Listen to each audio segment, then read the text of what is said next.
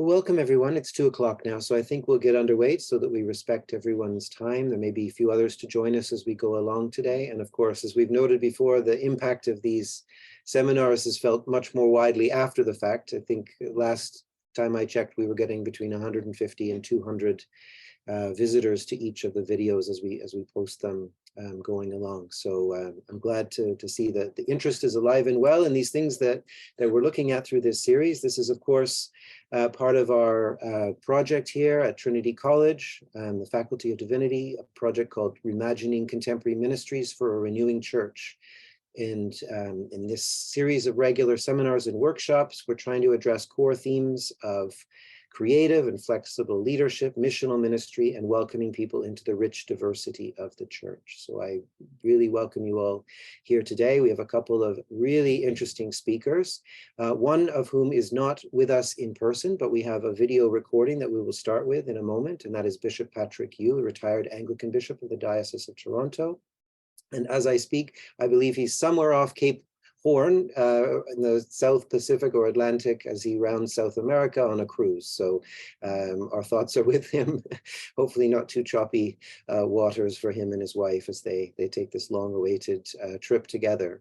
Our other guest is Father Pishoy Salama, Coptic Orthodox priest from the parish of St. Maurice and St. Verena in Markham, and we'll be hearing from Father Pishoy after we hear the video from Bishop Patrick Yu. So I'll start that now. We can watch that together. It takes about half an hour, and then we will continue our seminar together with Father Pishoy. But again, warm welcome to you all.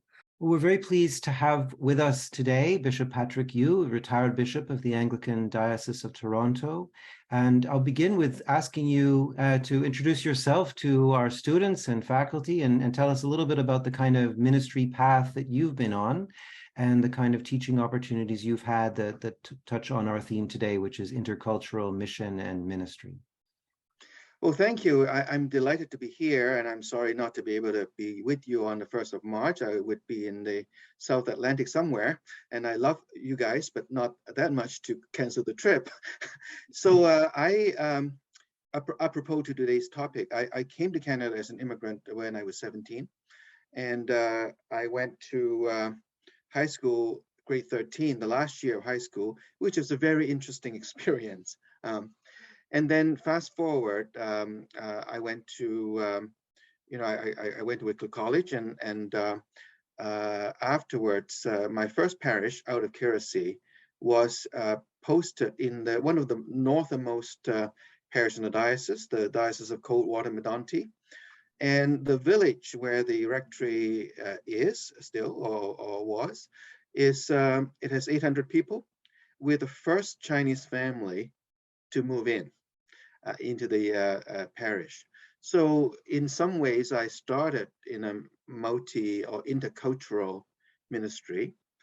Fast forward, I came back to Toronto, and I've always, at that time, led mixed culture parishes, and Caribbean folks, white folks, and not so much Asian folks actually. And then I retired. I know that I was elected from St. Timothy's Agent Court, and when I was there was one of the immigration waves, and so we did some work called Welcome to Agent Court, and we may be able to talk a little bit about that. And so I was the area bishop, of course, of York Scarborough, the smallest in terms of area, but the largest number of parishes, and many intercultural, multicultural parishes. So I had that exposure with that. I think I have two vocations. One is pastoral, the other one is teaching. So I deliberately retired in 17 to take up a voluntary teaching post in Hong Kong. I teach pastoral theology in the Anglican seminary called Minghua Seminary. And so I teach various subjects. And as a matter of fact, I will be going to Hong Kong to teach in March, and I won't be back until June. Marvelous. What a storied kind of career, and that always touches on the intercultural mission and ministry theme that we're talking about today. As you think about, that ministry and the mission that has been involved in that, and even the teaching opportunities in this area, what do you think are some of the fundamental considerations that we need to keep in mind around gospel and culture in order to kind of frame the discussion, as it were? What are the things that we sometimes forget? I think I'm glad you asked that question, and I'll be very brief about it. I think the first imperative, I think, is simply context. I mean, Toronto is one of the most multicultural cities in the world, and to do ministry anywhere, so you need to at least be aware of the diversity in Toronto. I mean, it was said that in the past we sent people all over the world to be missionaries, and now they come to us. So it's a pretty good. But I think that there's a real biblical and gospel imperative as well. Let me start with a biblical image. When I taught the course at Wycliffe, I always start with that wonderful vision in Revelation 7:9. And if you recall, there's this great idea of counting the tribes, and then in front of the throne there was a great multitude that no one could count.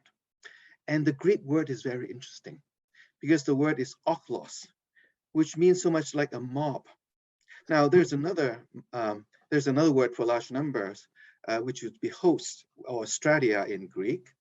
And when I think of stratia, I think of the American political convention. You have Delaware and Texas all lined up, and rank after rank, very sort of regimented military. That is not the vision that was given to us in Revelations. It was, a mob, a whole group of people. That so I usually conclude my sermon or lecture about this. It says, in the kingdom of God, we're all mixed up. So this is a vision. But I think that there are two imperatives also that I believe is from the gospel. One is the missionary imperative. We're not supposed to keep the faith to ourselves. We're supposed to share with other people. And the other one is love your neighbors. And our neighbors are diverse, so we better get used to it. And in terms of the biblical vision, I remember, I think it's Brian McLaren, I remember listening to him at the 2008 Lambeth Conference. He has a very great use of Acts 1:8, how we start with Jerusalem, and then Judea, Samaria, to the end of the world. Of course, there's a geographical reference to that, but there's also a cultural reference as well. Jerusalem is where we are comfortable, and there's a place for that, but we can't stay in Jerusalem forever. And God will send us to, those we are a little bit familiar with, but not quite at home.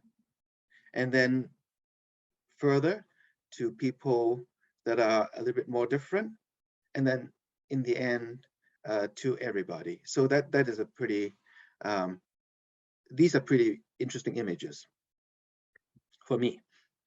Well, I find that fascinating, Bishop Yu, and as you speak, I kind of reflect upon my own church experience a little bit. So I was a Westerner originally, a product of Saskatchewan farm folks, and the West was more diverse, more from European cultures, but certainly lots of Ukrainians, lots of Eastern Europeans moved in there, as well as Germans and some English. And from a church perspective, the Lutherans were more populous than it seemed the Anglicans were, just a different context. And within Ontario or the old Upper Canada, there certainly was a high Anglican presence, lots going back to what we sometimes call WASP. So I say this because we sometimes look at this interculturation or ministry to newer Canadians, and we think of what in terms of us welcoming them in. But if you look at even the history of the church in Canada, certainly my Western experiences, there was waves and waves of newcomers coming from all over the world, settling into churches, be that Roman Catholic to Lutheran to Anglican to Pentecostal, and making a church home. And I say all this because, you know, building upon your biblical image, we certainly sometimes look at the Bible and think, well, they had a different context than us and they have a different situation, and it's harder for us now. And you mentioned McLaren, and McLaren writes a lot in terms of context and ministry and evangelism and mission. But I do think one of the things he does point out, and I'd have to dig a little bit, and I could be wrong, might not be him, but in some ways, context is context. It's important.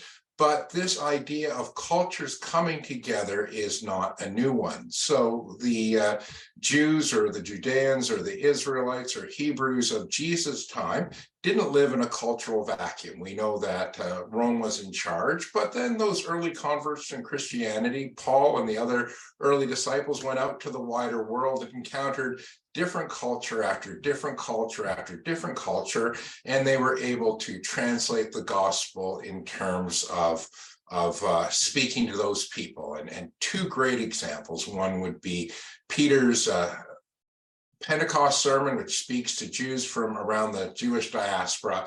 And then Paul, I think it's chapter 17 of Acts, when at the sermon at the Areopagus, where he talks to, you know, the unknown God. Well, that's really about Jesus and the creator and why did he come this way? That's a long way of saying sometimes we say or think in terms of the Ontario or Southern Ontario Church that we're doing something new with interculturation ministry, and that this is a step we need to take that hasn't been done before. But I think if you look at the history of Canada, and I think if you look at the biblical witness, we've always been translating or presenting the gospel to new and different cultures over time. I think perhaps in WASP Upper Canada, Anglicans forgot this a little bit. So I guess I would ask is, have you seen a shift in understanding and in and around that intercultural ministry? And what have been kind of the significant cultural shifts in our neck of the woods, in our area, that has guided the church, and specifically the Anglican Diocese of Toronto, as it's invested time, money, and resources into this? Thank you for that. I think the impetus to me is survival, and frankly, the Diocese of Toronto would not be here if not for the Caribbean influx of immigrants. And then other people are coming in as well, because we're not very good in evangelism. I think you're trying to do something about it, and I've been trying to do something about it. And so I think that this is still something we need to work on. I think I have a very parochial experience. I served my ministry in Toronto. So, you know, you bring Niagara's perspective and also some of the Western perspective. And Father Jeffrey, of course, bring other perspectives. So from my very parochial experience, I think that there are still different pockets within the church and different pockets within each parish that still think about the Anglican Church as the Church of England, the Church of England in Canada. So I think that is a bit of a sensitive spot for me. So when I was in parish ministry, I used to joke, if you have an English accent, it's $2,000 more per year for you. And if you have a foreign accent, it would be $2,000 less. Well, everybody laughed except the person with a very acute English accent. And I think she's getting $2,000 more. You know, so there's that kind of stuff. And I think my mentor was Bishop Michael Bedford Jones. I was his first curate. And he's very frank with me. He said, you know, I asked him, so Michael, do you think there's a glass ceiling for me? And he said, yes, there is. And I mean, the ceiling in parish ministry. And I think if you raise the kind of stuff to the people that are in charge, they would be shocked, because to them, they are the most open-minded people. And so it's usually not, I mean, if you ask them, it's not about race, it's your accent and the way you hold your teacup and where you go for holidays. And so it's very subtle, but it's still there.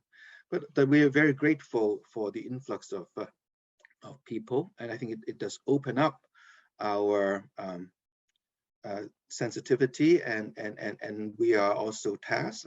I refer to the work of the late Professor Romney Mosley.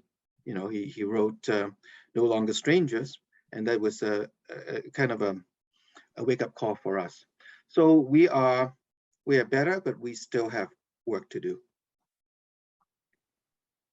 As we kind of develop and grow into this more biblical vision, really, of what the church is supposed to be composed of. I love this image of the mob that is so various and diverse and so forth, but we all come together, you know, in this one worship of the Lord Jesus Christ.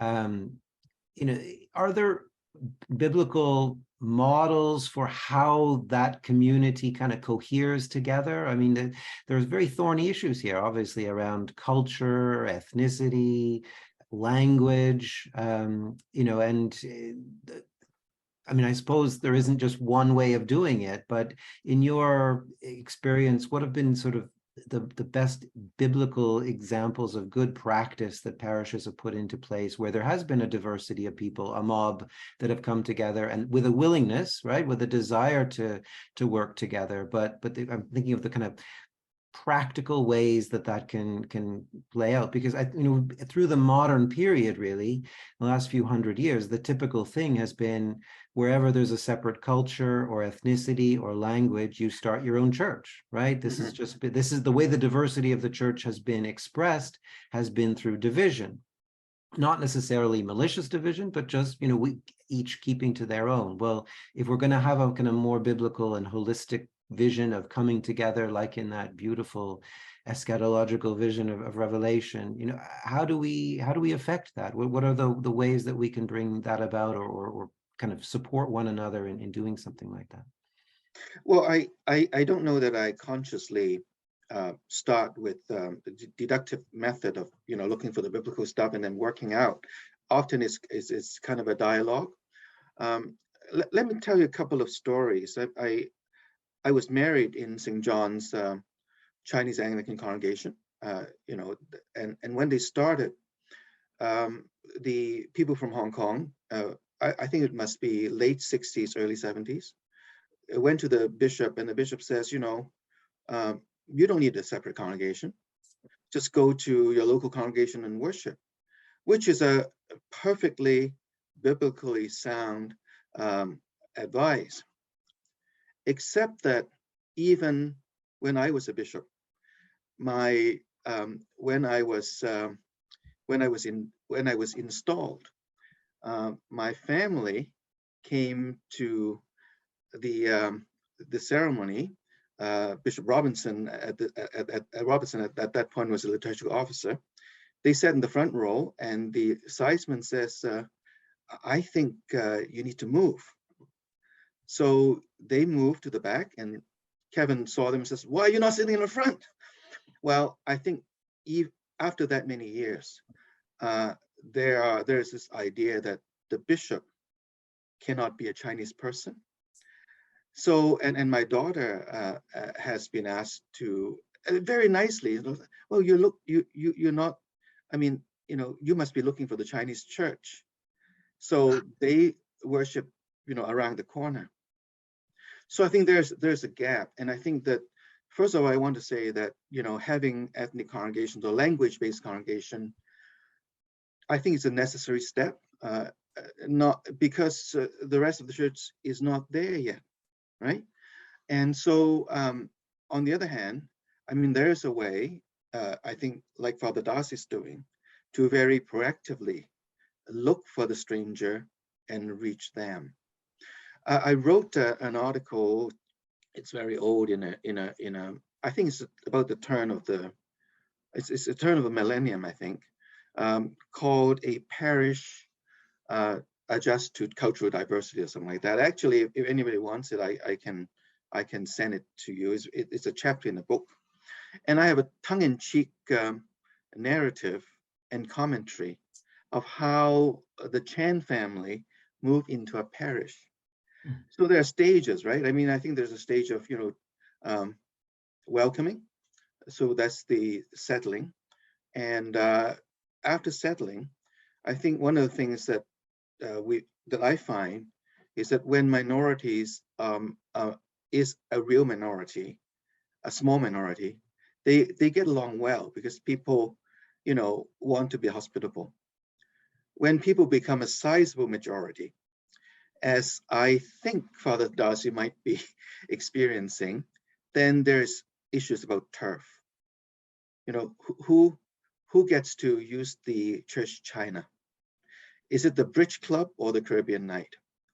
So there's a period of testing, and then if you are able to power through that, then you have a real multicultural situation. And one of the marks that I have, and I'm fortunate to serve those congregations, is that you don't have to dance around each other. You can ask honest questions, give honest comments, and you don't have somebody in leadership because they are, this, that, and the other thing.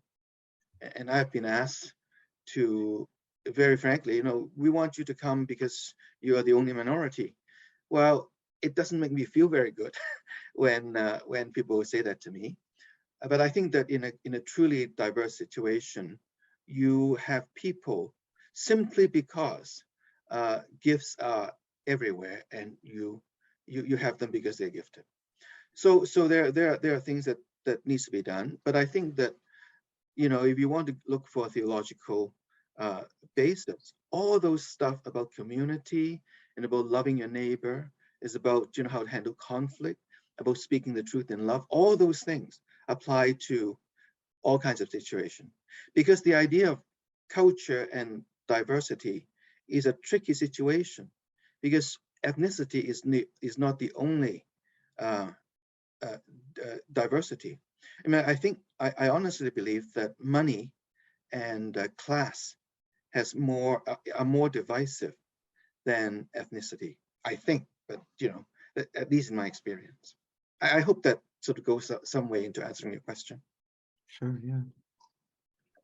Well, that's very interesting, Bishop Yu, and I like how you phrase, ethnic congregations or parishes in terms of an interim step, because I do think that as time goes on, it doesn't matter what your ethnicity is. 20 years in a new country, communities change, and they change across the board. So in terms of building up strictly single ethnic congregations, too much time change, things change too much over time to make that sustainable.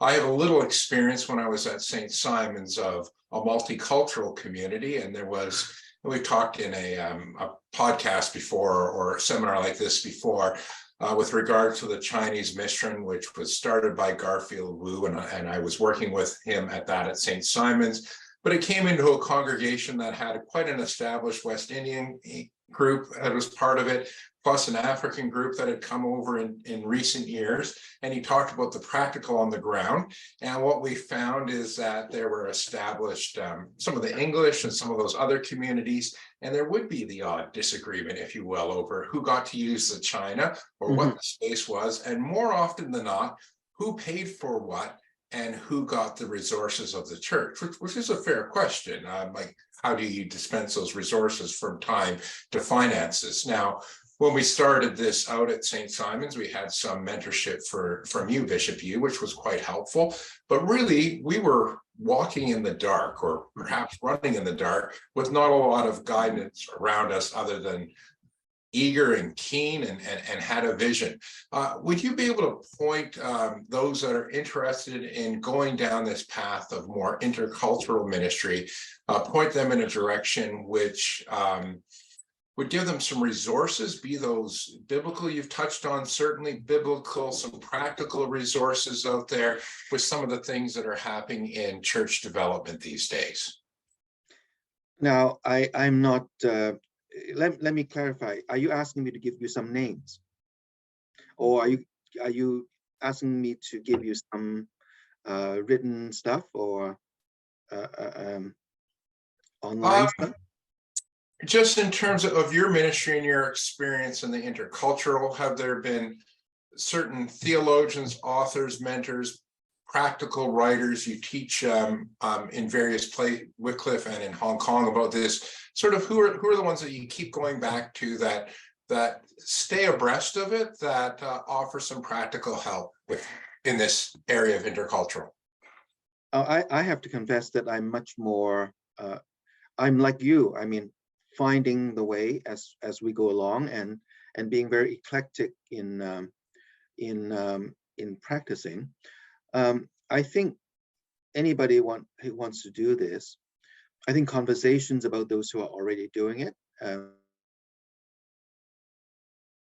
say to you that make yourself available to talk to people who wants to go on this journey, and I'm also happy to do that. But I think that certainly in the Diocese of Toronto, there's some very interesting places that are doing pretty well. You know, some of them, I was thinking of St. Paul's Lamoureux near Scarborough, which is my area. They have Tamil, Chinese, West Indian, and then a mixture, and there are different ways of doing things. So actually, there are some names I really don't want to say a lot of names, because those who are left out would be mad at me. So I think that I wouldn't start with reading things. I would start with going to things and watching how they operate. There's a beautiful vision here, really, of what the church could be, you know, in the years to come, and you're painting a very compelling picture of that, and I contrast that with so many of our parish practices, and even when people have the kind of open-mindedness of wanting to reach out and do evangelism and that sort of thing, and how quickly we fall into kind of stereotypical ways of doing things. It's typical in an Orthodox parish to sort of think, okay, well, we're a Greek parish, so let's look through the phone book in the area and find all the Greek names, and we'll just address ourselves to, you know, to those people. And you know, when you talk about good examples in Scarborough or in Oakville with the kind of ministry that Darcy and Garfield are doing, I mean, what really is so compelling to me about that is there is no, you know, for the profile of those parishes, there's not like the one person we want to bring in who looks like this or who dresses like this or talks like this. These are just people in our neighborhood, people in our community. And don't we just want to share, you know, the kind of beautiful good news of the gospel, you know, with the world? And whoever comes will then, from that, we will create a kind of beautiful, beloved community that is welcoming and hospitable and everything. And so, and this is the kind of thing that comes to mind for me, and it really convicts us of, you know, all the kind of ways we've limited the way we've even done our outreach by all the kinds of things you talk about. And in fact, the socioeconomic one, I'm sure, is there in the background, whether we're aware of it or not, right? We see others who are like us, right? And just all of our community practices are designed to kind of defend against anybody who doesn't look like us, you know, kind of coming in. So I don't know, I'm gonna give you a last word here to just sort of fill out that picture a little bit more about that really healthy parish and community, gospel-centered. What does it look like in relation to the world around? How is it doing its kind of outreach, and how is it sharing the gospel with them and supporting each other, you know, in the years to come? Well, if it's the last word, I want to say a couple of things. I think that the vision, somebody has to catch the vision. And I heard a really good ordination sermon, I think by then Dean Father Neelan. He says the church doesn't need another cleric. The church needs a new priest. And I think that there's I think, to be honest, we have, you know, I think those who are coming to ordination have dual identity. There's a professional side, and there is a vocational side. So I think that, you know, for those who are looking at ordination, I do realize that not everybody listening has ordination in mind, but ministry, which is a good thing. I think you start with being more committed to the vocation than the profession. I think reviving evangelism is the most important thing, it seems to me, to any priest. And so I'm just so glad that you folks are drumming it in. And so that's a really good thing. And I think sometimes we think about intercultural ministry, it goes only one way, and that is we, whoever we are, is more established, not necessarily what Stephen Harper calls the old stock, but also those who are much more comfortable in Jerusalem. I think that sometimes it goes both ways. People bring gifts to the mainline church as well. But to that, I want to say as well, on the one hand, stand up for your own heritage, but there are certain things you need to do, because when we went to Coldwater, we do not expect everybody to suddenly turn around and love us. I mean, that would be asking more of them than of us. So whoever thinks of themselves as a disciple must take the extra step. And you and I, well, we talked about, I think, Father Darcy, about, there has to be a level of cultural adaptation, including language proficiency, that whoever wants to serve in a diverse situation across culture, you have to ask yourself, am I prepared to go that extra mile so that I can be heard? Because as St. Paul says, how can they believe that they haven't heard? And how can they hear, and I'm living here, if they can't get through what you're trying to say? That's one thing. Now, the other thing is that evangelism and mission, I understand that I have this problem when I was a bishop, to get people to move beyond Steeles Avenue and move to Pickering or something like that. So that idea of, I want to serve God, but only within the narrow confines of a comfortable, self-sustaining parish with a good prospect, and it pays away. I mean, in the next years, I understand that language parishes would need a lot of priests. And I know that to be true in the Cantonese-speaking world. And so why should the people always come from Hong Kong? Why can't a born and bred, old stock Canadian learn a few things and serve in that context? An interesting thing is happening in Chinese parishes, because culture and language are not the same. And I think there would be, and have been, if we judge from the United States, second and third generation language-based congregation that speaks English, but they still want somebody from their own culture. And so right now, there's a great need of English-speaking priests or youth worker or whatever in Chinese congregations. So there's a challenge to those who are listening. There's both a vocation and a profession in that as well. So those are the different things. I think if you have people, and not necessarily the priest, you have a congregation that says we are here not just for ourselves, we are here for other people, and so let's look at our neighbors and let's make our parish a healthy place, and then I think it will reach out in terms of multicultural ways. So that's a challenge in the sharing. Thank you very much for that, Bishop Hugh. Every time I listen to you, I'm enlightened and I see things from a bit of a different perspective, and I appreciate that a lot.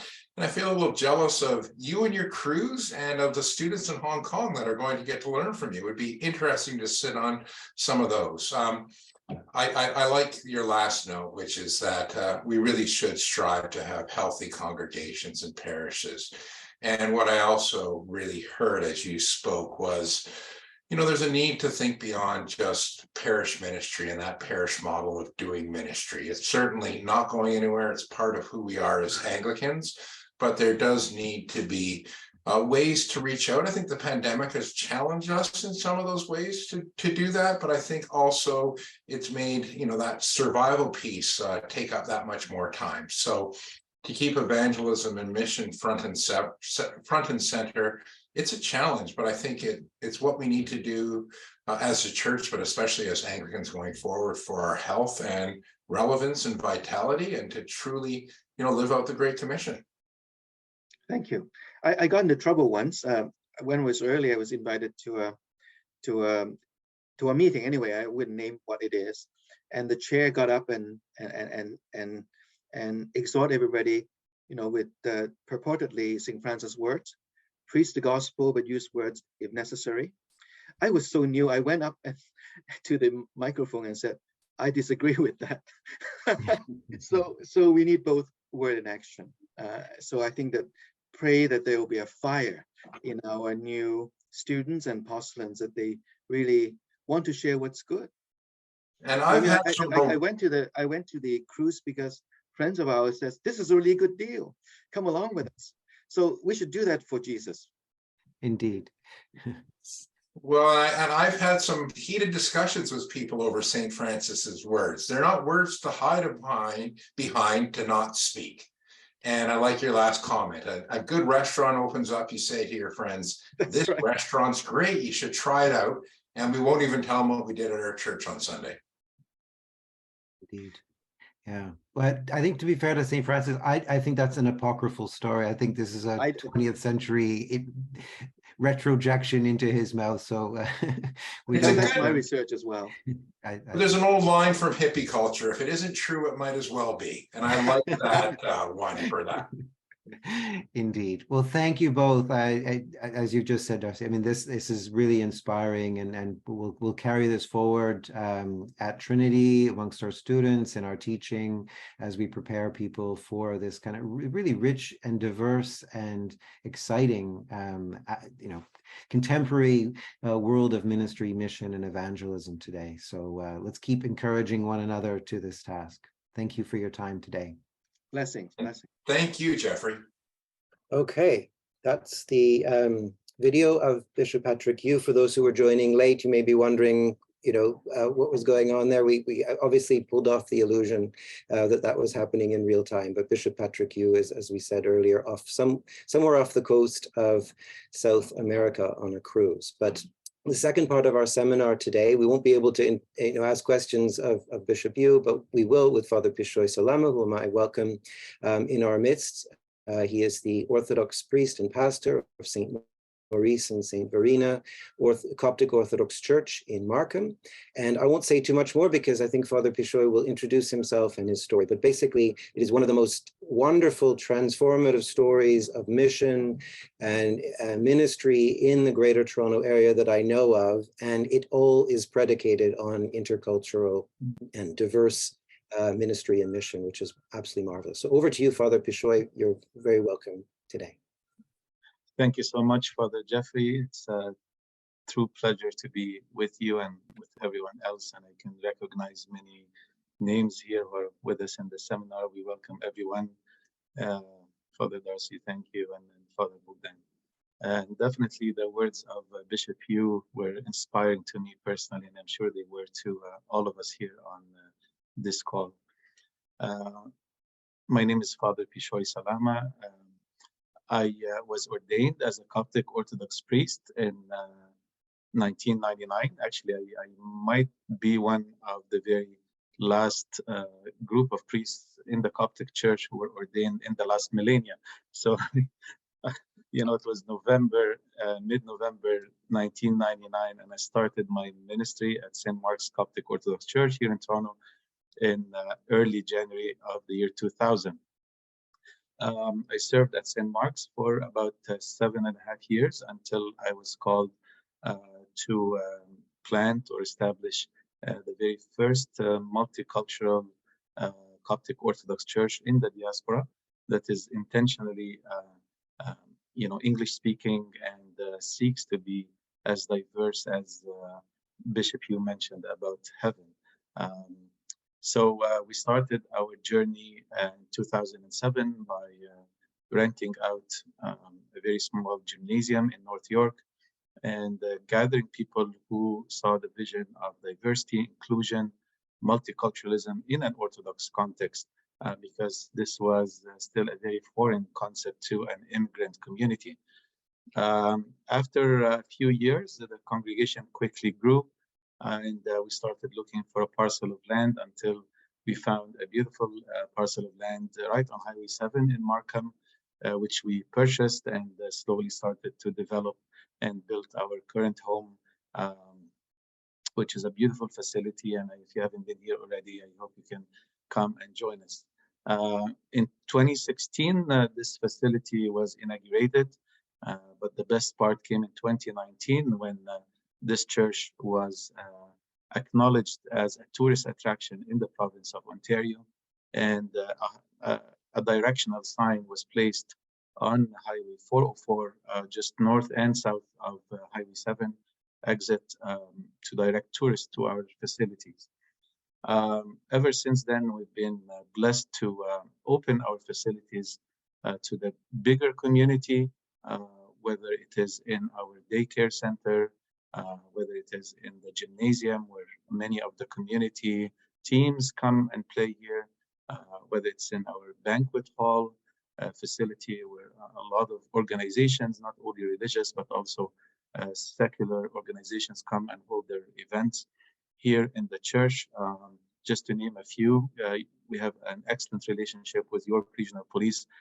They held several seminars here in the church. We also did the federal elections. There were, this was one of the sites because most of the schools were closed at the time, so it was used here as a polling site. We also welcomed the TTC, actually, the Toronto Transit Community, to come and do the recruiting here. So just like York Regional Police also does the recruiting here in our facility, we've had our orchestra play here. We've had school graduations. So just a few of the events that we hold here in the church for the bigger community. We have excellent relationship with the municipal government, with the provincial government, and also with the federal government. All levels of government have come and used our church facility here for one event or the other. In terms of our congregation, we're very blessed to have a multi-generational and multicultural congregation. We have approximately 2,000 members that are varying in ages, but predominantly young families with lots of children of every age, lots of teens, lots of young adults who participate together in a liturgical environment, but also have so many other activities happening in the church throughout the year. We have an excellent summer camp that is attended by over 150 children, youth retreats, young adult retreats, family retreats, and so much more. Our latest news is that our parish, by God's grace, was chosen as one of 12 parishes from all across Canada and from all across Christian denominations as a place of research for flourishing congregations.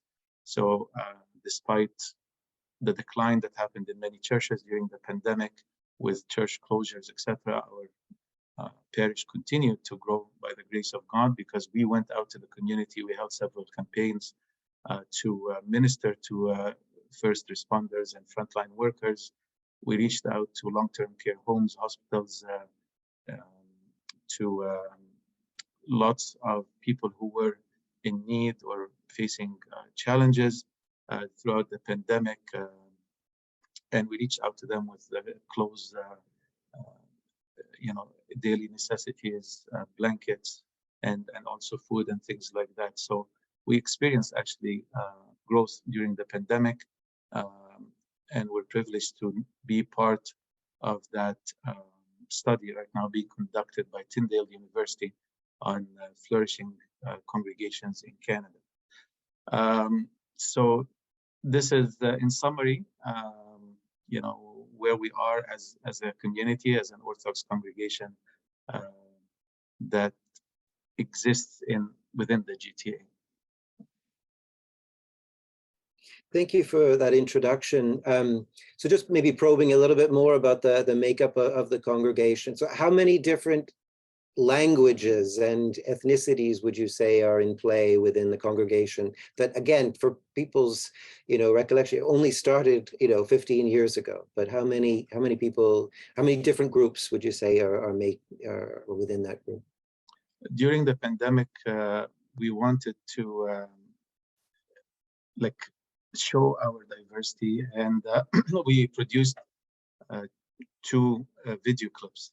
One of them showcased the different languages that we have in the church, and the other one showcased the different ethnicities that we have in the church, just because there could be various ethnic backgrounds who speak the same language, like Spanish or Arabic or English or things like that, which are very common. So the one with the languages was produced in, it was like an Easter greeting done in 23 languages, which represented our congregation. And then the one with the ethnicities was produced in 51 different ethnicities representing our congregational makeup. The maxim that the parish should be reflecting the community around it, right, is really well represented there, because as both Bishop, you and yourself have pointed out, Toronto and the Greater Toronto area is a very, very multicultural context that we're in. Far, far too many churches are much more narrowly defined than that. How do you think in terms of, and that's probably true actually of Coptic churches as well in the main, right? So you probably do stand out amongst all of the Coptic churches. But as you reflect kind of pastorally, theologically, ecclesiologically even, on that makeup and that diversity, that mob that Bishop Hugh gave us the word for, how does that compare to, say, the monocultural model? And are there strengths and weaknesses, or is this really what we should be going for? And if that's the case, how do we get there? I think some people believe that ethnic churches are monocultural. But as we discussed with Bishop Hugh, and I think it becomes clear that even if people come from the exact same ethnicity or ethnic background, let's say they have a title, or I'm British, or I'm Chinese, or I'm Egyptian, we immediately put them in one box to say, therefore, here are the assumptions coming from this culture. But as we look deeper into the makeup of every church community or any ethnicity around the world, we find very unique characteristics to its parishioners, to its people, to its background, to its history. There's no such a thing anymore as a pure XYZ or definition, or you need to fit into this box, which takes us to the most beautiful Canadian context of diversity, inclusion, and multiculturalism, where the church started to expand in thinking and in many ways go back to the origins of how Christ ministered to the people. So if we begin with just a theological image, which Bishop, you also did, I want to go back to the grassroots of why we do mission, or why we have mission, or even why we have religion or faith. Especially in a 21st century context, I often think, why do people need church? Like we took it for granted in past generations that, you're born in this family, you're going to continue in this path, in this faith.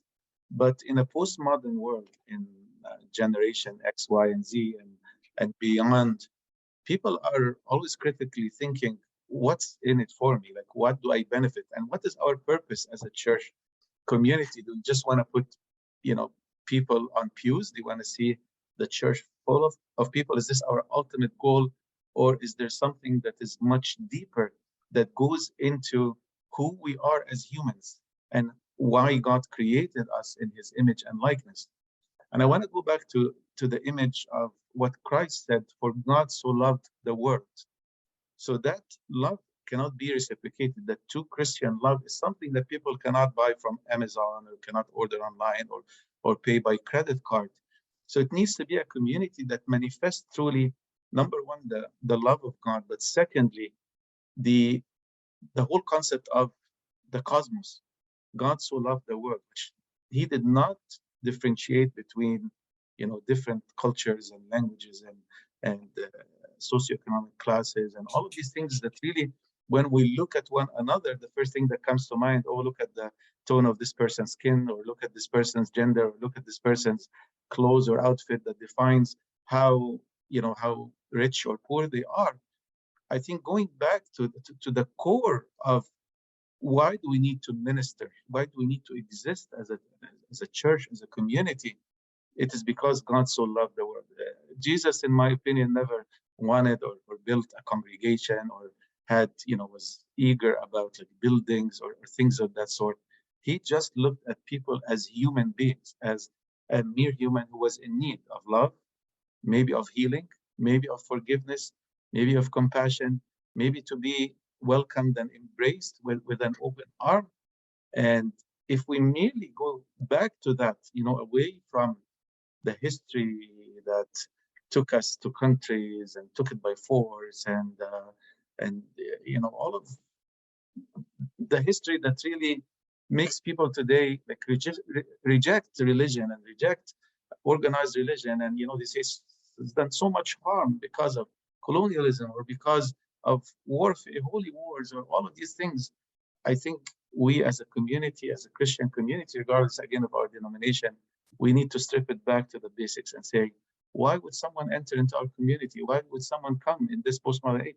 You can click on a button and listen to the most beautiful sermon. You can click and go online and listen to worship. And people are thinking, unless this community really delivers a message that I cannot get it anywhere, then why would I even bother? I'm not gonna just go there just because my parents did or my ancestors were. I need to be filled and know that this is an authentic community, a genuine community that worships God, that supports one another, that offers each other grace and love and forgiveness. And this is an inherent need to every human being, regardless of their ethnic background, regardless of where they were born. The need to be loved and respected and embraced and feel that they belong to a community, and then go out into the world and reciprocate and do the same thing for other people.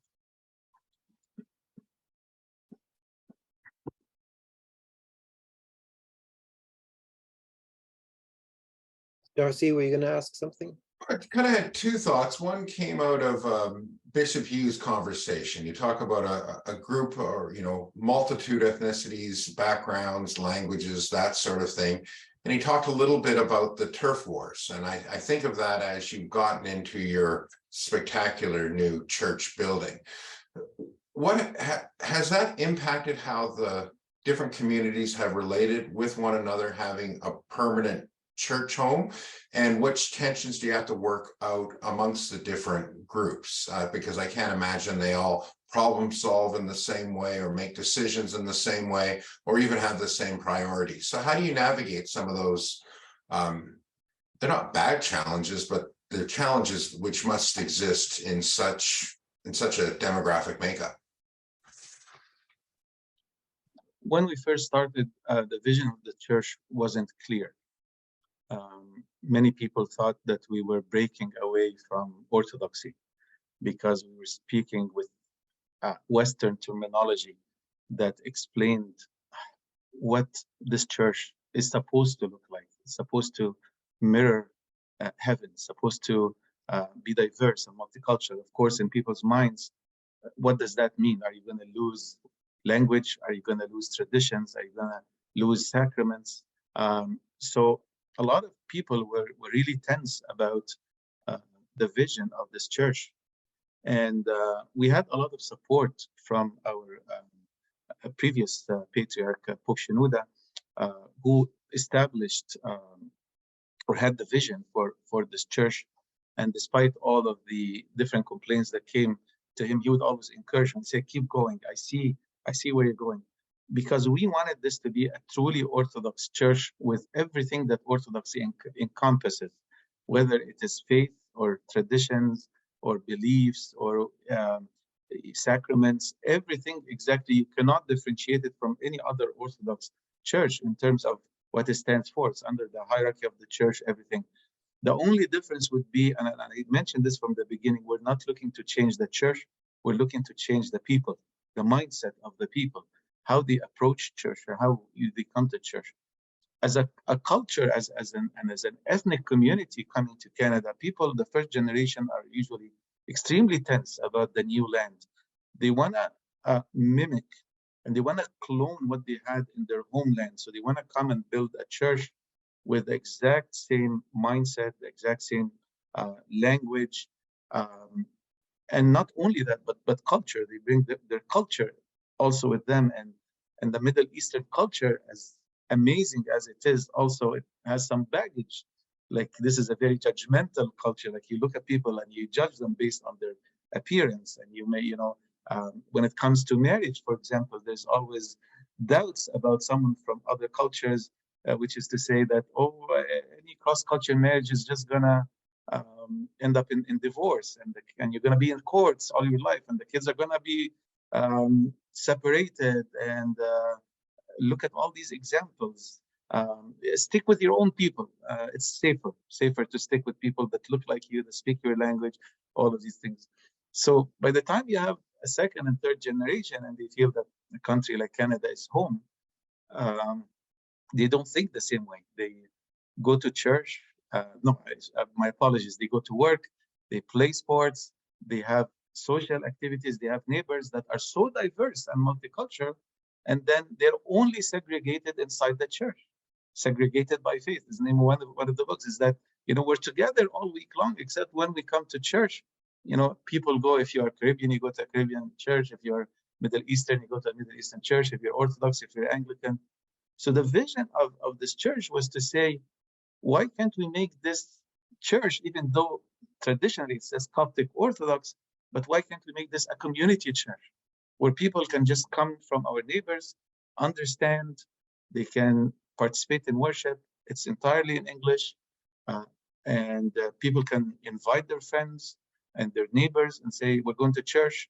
Even if it's not for a liturgy, they can come for a Bible study, they can come for a sports event, they can come for a festival, for example. But people would not be scared from the word church anymore. It's again mainstream. It's not a place where people do things in hiding and it's scary, and these are people who do things underground. No, we're out in the open and you're welcome. You come in, you have someone who shakes your hand, who greets you, who welcomes you, says, you're more than welcome to participate, and bringing Orthodoxy again to mainstream, to say it is very approachable, and you can come and you can participate, and these are just normal people that you will meet there. They are not a special breed of people that only exist in this building, but come and join us and you are more than welcome.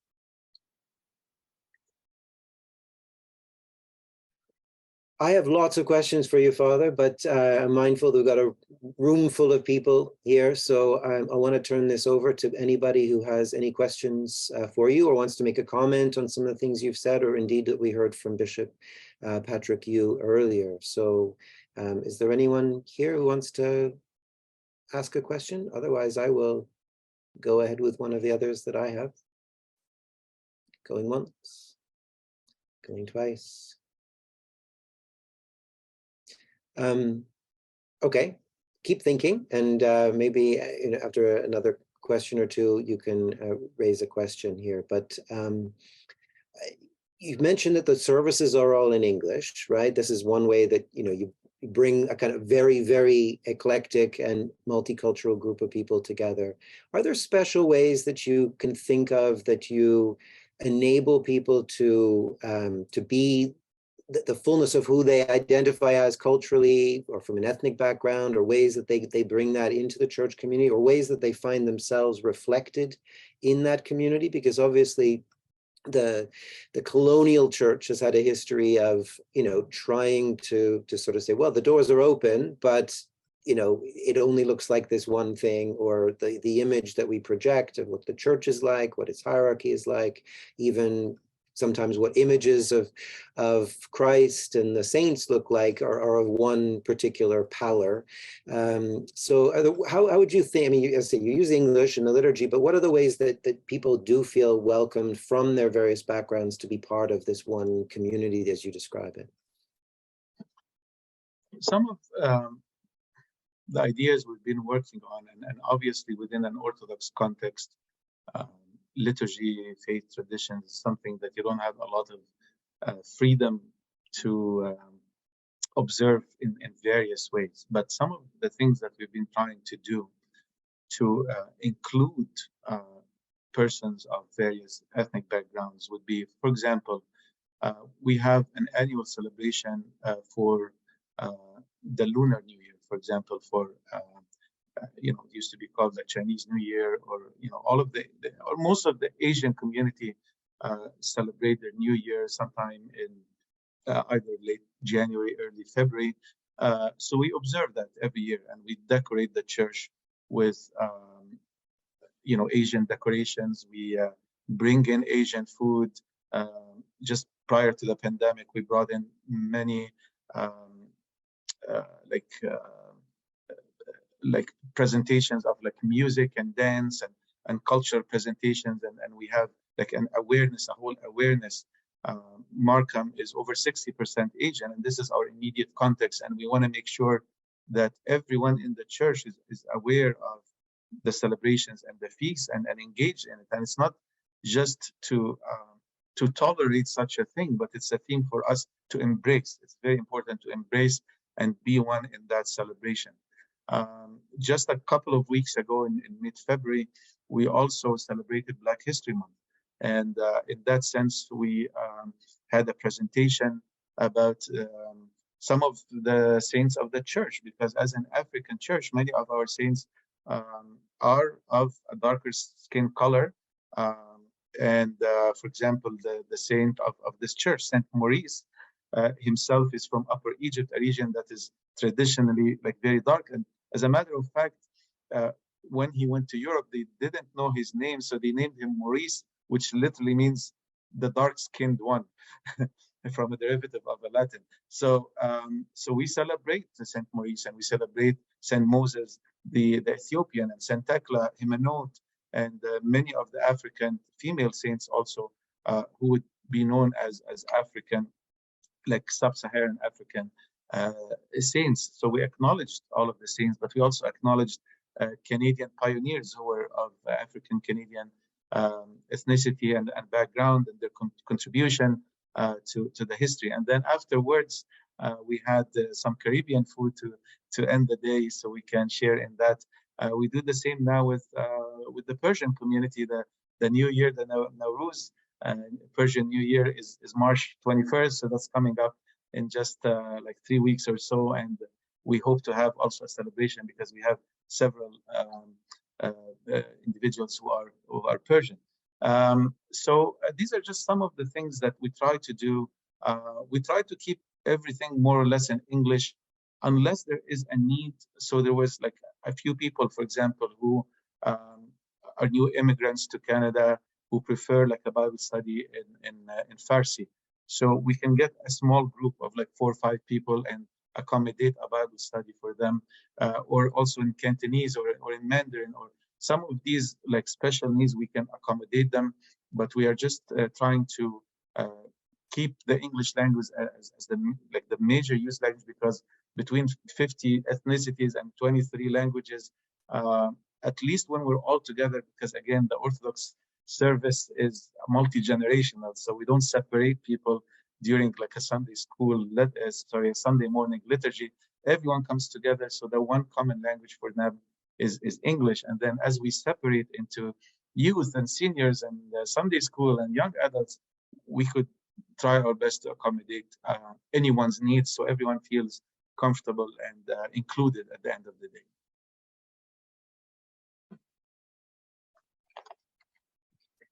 Anyone have any questions yet? Father Bogdan. Yes, Father, thank you. It's always wonderful to hear you speak and to visit you. And this sort of comes upon what Bishop Yu and then what you yourself have said. And, you know, we call the church the body of Christ. And so it's, you could call it theo-anthropological or anthropo-theological, however you want to, you know, parse that. In 2004, I was in Edmonton for a church growth conference, and there was an Orthodox priest from the United States who used to do this program called the Parish Growth Boot Camp, right? And Father Reeves, and one of his things was that the parish that is serving the needs of the community will always be healthy. And I think you've really pointed that out and underlined it in no uncertain terms. And you have that idea of service, and then you have the idea of love. And when we think about, for example, Pentecost and all those people, the Parthians and the Medes and the Elamites and everybody, you know, other than that day of Pentecost, they were all getting together anyway. So they had a modus vivendi, you know, even notwithstanding all those various different languages and cultures, etc. And again, that seems to be something that in the parish, you've really been able to negotiate very well. We have these human needs that need to be met, and then we have these spiritual needs or sacramental needs that need to be met. And so in listening to what you say, you know, one thing that strikes me, because I've had this experience, and we know that in certain Christian groups, certain types of Baptists or Orthodox or Roman Catholics, that they will not give Holy Communion to people who are not of that particular group. And there are various combinations and permutations from where, you know, some will not give communion to anybody, some will open communion to everybody, and all of that. And that's an ongoing debate. So I just wanted to ask you, from like a spiritual standpoint, how do you negotiate those sort of quote unquote difficult to negotiate how do you say, what is it? It's the difficult negotiate situations when people are coming into the church, because we all, you know, there are always lines, no matter what. We love everyone, we would die for everyone, no matter what. But by the same token, there are lines that we all hold to, right? So how do you negotiate that? Because like I say, for me, that's been an ongoing kind of a difficulty.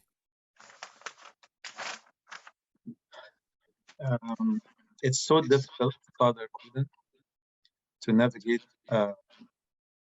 the place of the church in a multi-religious, multi-denomination context. From one perspective, the official position of the Orthodox Church, or at least of the Coptic Orthodox Church, is that if you have theological differences and you have a history of excommunications and divisions, then the first thing that goes out the window is the Holy Communion. Like, you're not allowed to partake of the Holy Communion and to partake of the same table of the sacrament. So this is from the official theological position of the church, which is determined from the hierarchy, not from the local parishes.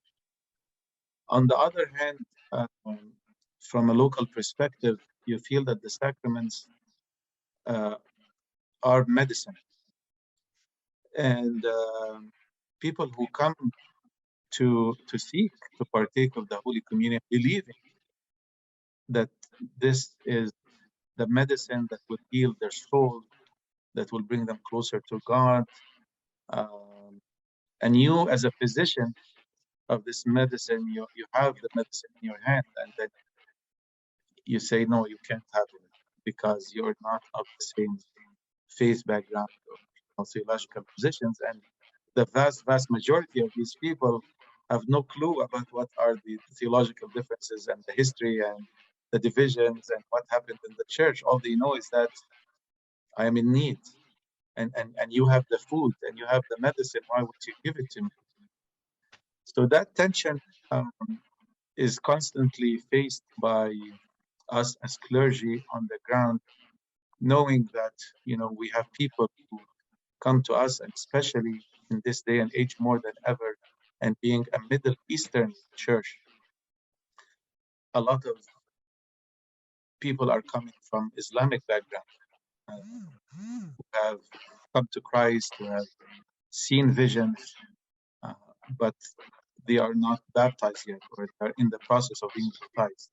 But also there are people who come from other Christian denominations, whether Orthodox, Catholic, or Protestant, who say, I'm Christian, you know, why are you depriving me of the Eucharist? And so that places us at the, you know, between a rock and a hard place, because from one end, of course, the official rules of the church, we cannot change them. But from the other end, we know that people who come with a huge need to, you know, participate and claim that they are also part of the community, you know, sets us at a disadvantage. The bottom line, so you don't feel I'm running away from your question, I just wanted to clarify our position as pastors on the ground.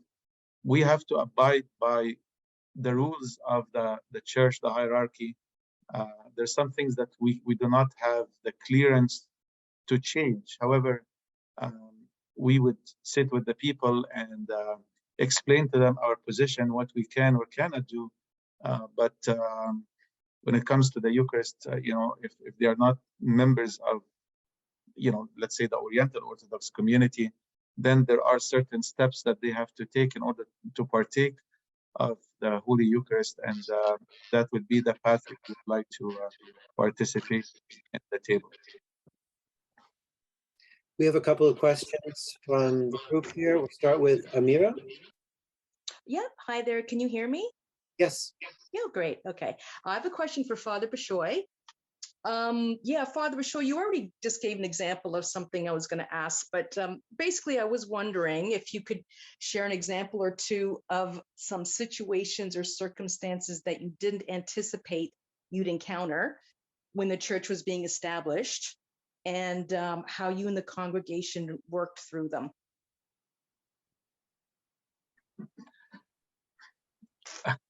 I think the biggest one, or the first one that comes to my mind, is what they call character assassination. There are some people who specialize in defaming public figures or ministers or things like that, and sometimes I call them like armchair critics. You know, they sit behind the computer screens only to criticize and show people's weaknesses, but they might not be as willing to do something on the ground. Because we are a hierarchical church, the more complaints the hierarchy receives from a clergy member, the more they want to know, you know, the truth about these claims and investigate things. And, you know, so we came several times close to being shut down. It wasn't that, you know, God really raised for us people who testified of the effectiveness or impact of this church, not only to our congregation, but the community, and we were able to continue practicing. A second example has to go around the tensions created around moving from a monoculture or an ethnic community, predominantly ethnic community, into the mindset of being more diverse and multicultural. There are always people who want to preserve the faith, the traditions, the you know, what they received from other cultures, and think in their mind that this is the way to go. This is the only way. And I remember a quote I heard a really long time ago. It says, "The 7 last words of a dying church. We never did it this way before."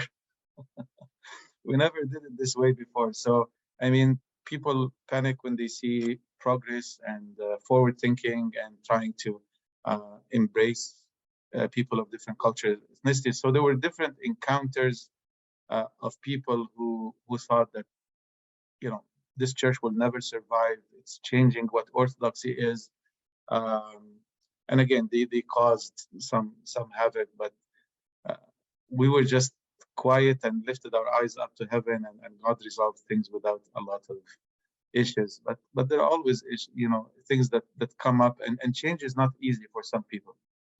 People feel that they want to, be heroes of faith and uphold the faith of Athanasius and all of the Cyril of Alexandria.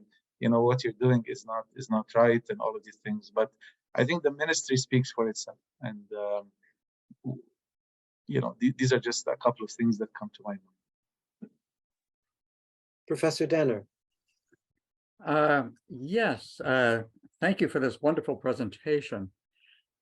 I'm wondering, can you just give some rough estimates or guesstimates of some demographic information? I'm interested, for example, maybe what are the top 5 or so ethnicities represented in your congregation?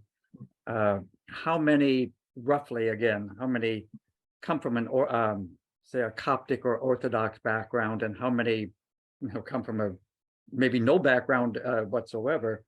And just wondering how many, again, a guess of how many are immigrants and how many are say Canadian born. Yeah, that's an excellent question. Thank you so much. So our congregation still predominantly comes from an Egyptian/Middle Eastern background, because there are other Coptic churches within very close proximity. The majority of the new immigrants gravitate towards the churches that cater to new immigrants, and they speak Arabic. So the vast majority of our congregation would be Coptic immigrants who came 30, 40, 50, 60 years ago, and they've been pretty much assimilated into a Canadian context, but also their children, so the second and third generation Coptic Christians who at some point might have left the Coptic church altogether because they didn't find themselves in a very cultural context, and everyone was speaking Arabic. Most of the service was done either in Arabic or Coptic. So a lot of this generation, not everyone of course, but a vast majority of this generation ended up coming here. So even though they look Egyptian or Middle Eastern, but in their heart they are Canadian. So they're no different than someone who is Caucasian or Chinese who was just born and raised in Canada. I consider myself Canadian, even though I look very different than everyone else. But this is my dominant culture now. It's not Egyptian or Middle Eastern. So I would say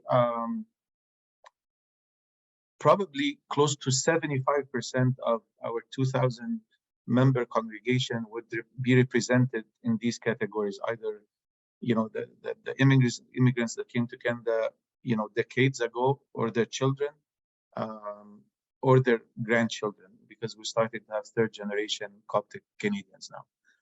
Now the other 25% would be represented in the rest of the 50 different ethnicities that we have. Some of them come from the Middle East also, like we have Iraqi, we have Palestinian, Lebanese, Jordanian, Sudanese, Algerian, Tunisian. We are starting to get some converts from Yemen and Saudi Arabia, and some of these like very closed countries for Christianity that used to be. Christ is really revealing himself in the Middle East like no other time in history, and people are coming, and also we have many Egyptians who come from Islamic backgrounds. So that's one of the blessings that we have, is that the church is open to converts, not only from other Christian denominations, but they're coming also from various backgrounds. Then we have the cross-cultural marriages, which was my first Doctor of Ministry degree that I did at St. Mike's, which was a growing phenomenon at that time, where our own youth and young adults were meeting partners from various different backgrounds. And this is also a source of increase of the diversity within our congregation. But they're being embraced in the church, and their children, which is very important. That wasn't ever the case in a Coptic community. If you looked like you're half Egyptian and half something else, or people are like, you know, there's a question mark about this person. And then the third demographic would be like the pure converts who are coming just purely for the Orthodox faith. They have no connection whatsoever with like being Egyptian or being Middle Eastern. All they know is that they love Orthodoxy, they understand the liturgy, they have a great community that they belong to, and then they come, and I've baptized various families from so many different ethnic and religious backgrounds: Hindu, Buddhist, Chinese, Indian, Pakistani, really like all types of Europeans, people who are coming, Caucasian, South American. It's a very, very diverse community, but that represents about 25% of our congregation currently.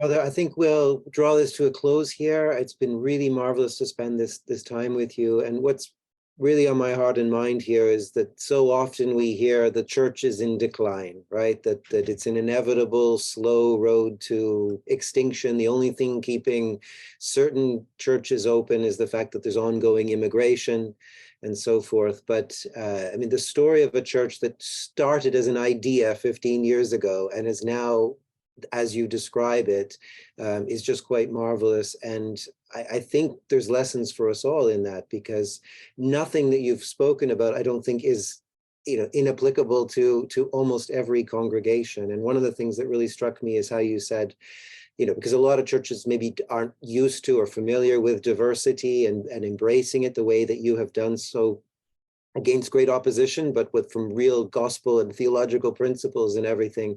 But you said about, look within and find what's already diverse in your congregation. So even in a very monocultural, I don't know, Ukrainian Orthodox church or an Anglican church that's very, white and colonial, etc., there's already diversity embedded within that can be kind of brought out and then kind of leveraged almost to be part of reaching out and being able to bring in with a warm welcome and a lot of food, I understood too, people from the surrounding community. And God willing, all of our churches will reflect our neighborhoods and our wider community and so forth. And so thank you. It's been inspiring to hear from Bishop Yu, to hear from yourself. And I think you'll want to extend an invitation to us all to come and visit your parish up in Markham. And maybe we can arrange something as a group from Trinity to go and spend some time there, and you can roll out some of these beautiful ethnic foods that you talk, so warmly about. Or the other thing I should mention, and this isn't incidental really,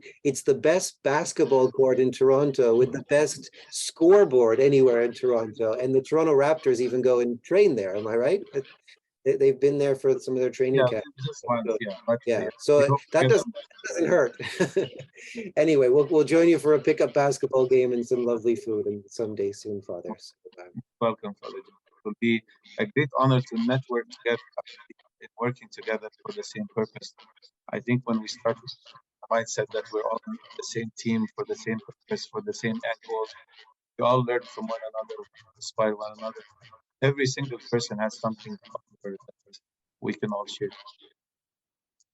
Amen. Thank you, Father. A blessed Lent to you and your whole very large congregation, and look forward to seeing you again soon. And God bless you all. Thanks for joining with us today. Thank you.